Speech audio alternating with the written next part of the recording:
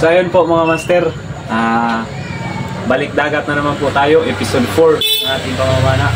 Kaya samahan nyo kami sa aming adventure ngayong gabi. Tara, let's go! So ayan mga kamaster, dito lang po tayo sa tapat ng ating barangay ngayon mamamana. Kasi noong isang araw dumayo tayo sa Kampintak, kunti lang yung huli natin doon. Kaya try natin dito mga kamaster, baka may biyaya tayo dito ngayong gabi. Bago ang lahat mga kamaster, shoutout nga po pala kay Devon, March Hamilton Buyan, Philip Villaflor, John Carlo Galo at Jim Ilan. Shoutout sa inyo mga master. So ito nga po pala yung kasama natin ngayon, si B-Max at si Boss Mark. At si Utol, andun pa si Utol sa huli, nasa bahay pa, mauna na tayo. So, first of all mga master,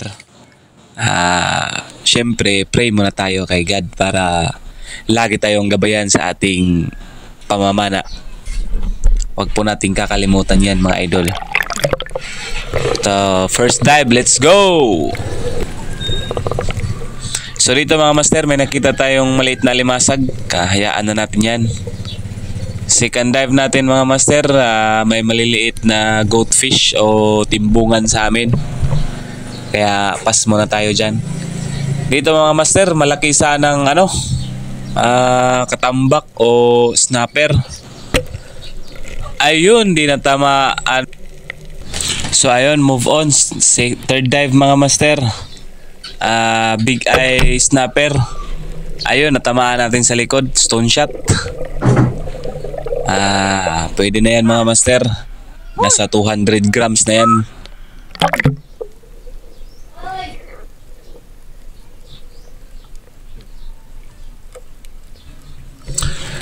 So dito sa dive natin na to mga master, may nakita din na tayong snapper ulit.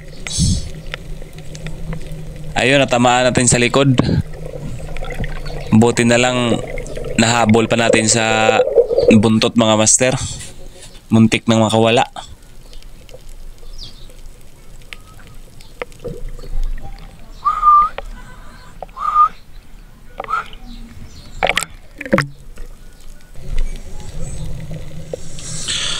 So sa dive natin dito mga master, may nakita tayong madass snapper ulit. Ayan, na stone shot natin mga master. Malaki-laki na rin to, kaya kunin na natin.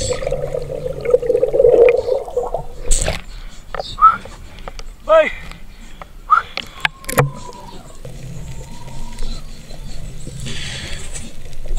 Dive ulit tayo mga master. Dito may nakita tayong unicorn fish o suyahan, yung pinakamasarap na pang-ihaw dito sa amin. Ayan, sumabit pa siya mga master, kaya nahirapan tayo sa angat.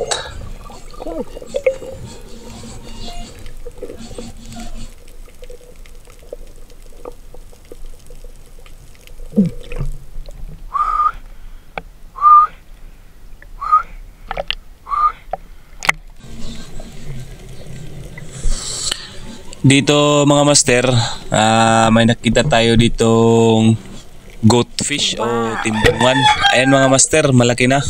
Kaya na stone shot natin kasi hindi kasi gumagalaw tong mga isdang to.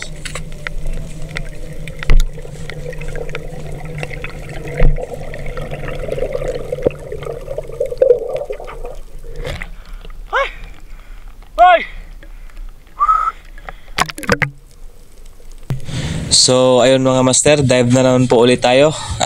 Timbungan pa rin po yung nakita natin. Ayun, stone shot ulit. Maraming timbungan dito sa amin mga master o goatfish kasi medyo mabuhangin po yung dagat namin dito. Malaki-laki na rin po yan mga master, nasa 300 grams na po yan. Ay!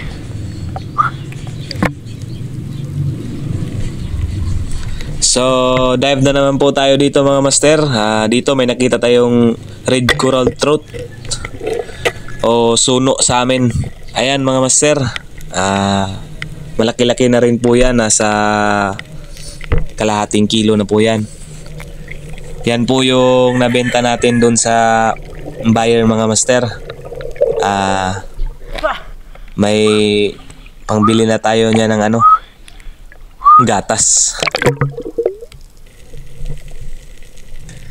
So dive tayo dito ulit mga master. Ayun, timbungan na naman po o goatfish. Ang dami nila ngayon dito mga master. Apat siguro tong huli ko ngayon mga master, timbungan. May kalakihan na rin po itong mga timbungan na to, kaya kinuha na natin mga master. Hindi naman tayo kumukuha ng maliliit pa.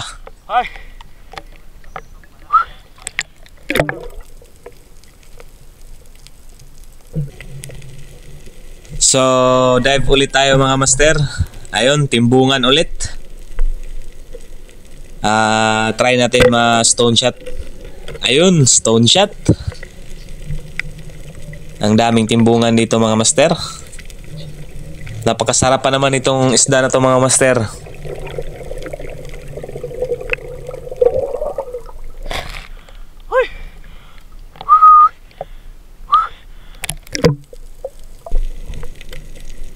So dito mga master, dive ulit tayo. May nakita tayong balatan. Ayan, napakalaking balat mga master. Pero di natin kukunin yan kasi di tayo kumakain yan. Kaya move on tayo mga master. So dito may nakita na naman po tayong grouper o batangon ulit mga master. Ayun, nakuha natin mga master. Medyo maliit-liit pa siya kaysa nung isa mga master, kaya pwede na rin to pangbenta.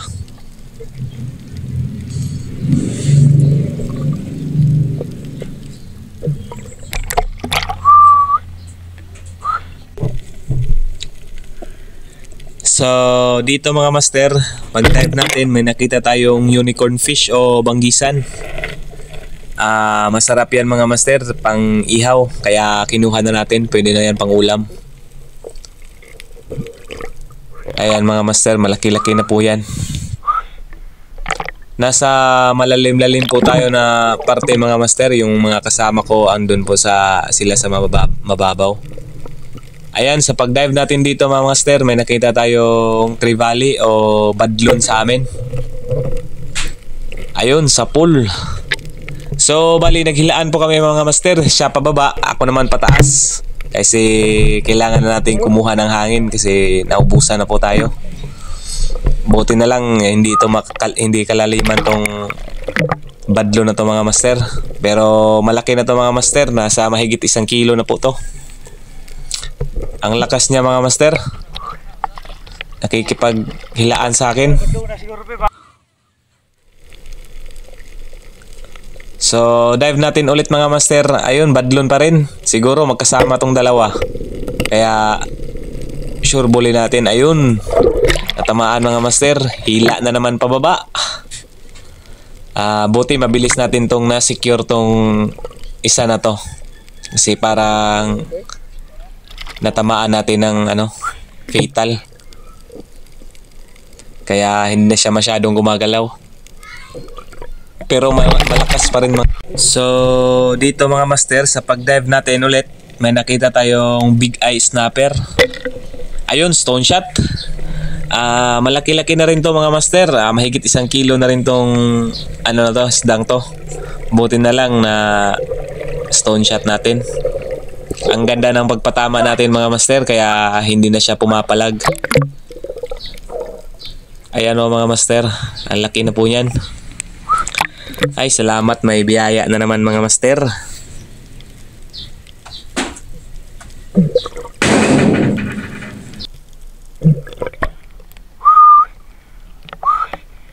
Laki mga master.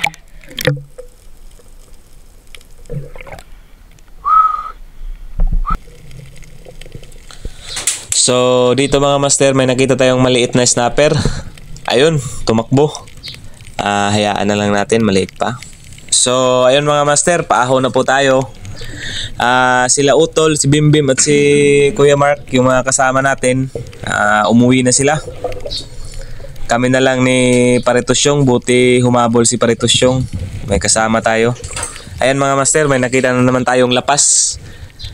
Ibigay na naman natin kay Paritos yung to. Lapas pre. Lapas. Kahal mo? Yan po yung parola namin mga master. Ayan. Tapos ito po yung huli natin.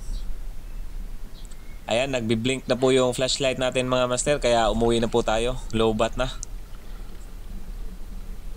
Ayan po, marami-rami rin po yung huli natin mga master. Nasa 5 kilo siguro yan. Ayan, Paritos yung. So, maraming salamat po sa mga nanonood ng aking video mga master. Maraming salamat po sa inyo lahat. Sa taga Luritonhon, maraming salamat po sa pagsuporta. Sana marami pa tayong videong magagawa gaya nito. So ayun nga mga kamaster, kakarating na po natin sa bahay. Ito po yung huli natin.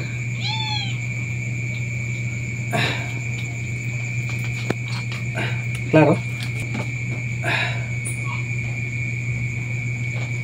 Ako na. Totoo.